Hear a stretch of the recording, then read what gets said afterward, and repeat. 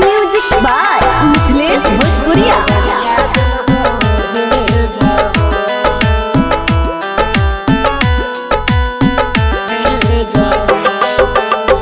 अंगना के चांद चलियो तोहरा पापा किया तो दिल हो तेज हो कवने कसुरवा कैल अपना से जुड़ावा कहने नागरिया दिल हो भेज हो कवने कसुरवा कैल हो अपना से जुड़ावा कहने नागरिया दिल हो भेज हो अंगना के चांद चलियो तोहरा पापा किया तो दिल हो तेज हो कहने कसुरवा कैल अपना से जुड़ावा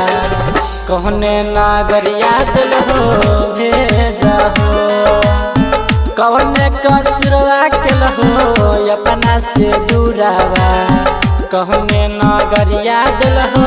भेज हो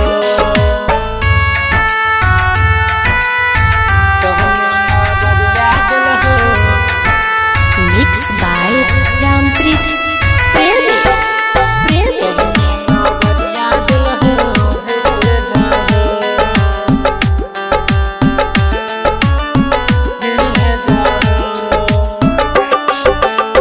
के तोरा लाई दे तो एक लोटा पानिया पढ़े दया भी कॉलेज हो कवने कसुरवा कैल अपना से जुड़ावा कहने नागरिया दिल हो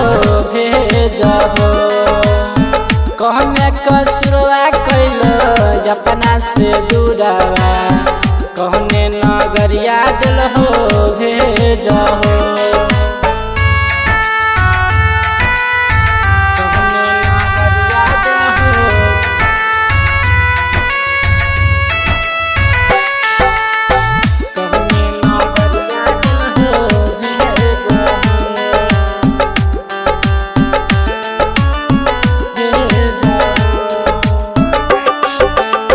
सुना हो परवीन सुना हो नीरस सुना रमन जी भैया कवने कारण कैल अपना से जुड़ावा कहने नागरिया दिल हो भेज हो कहने कारण कैल हो अपना से जुड़ावा कवने नागरिया दिल हो भेज हो।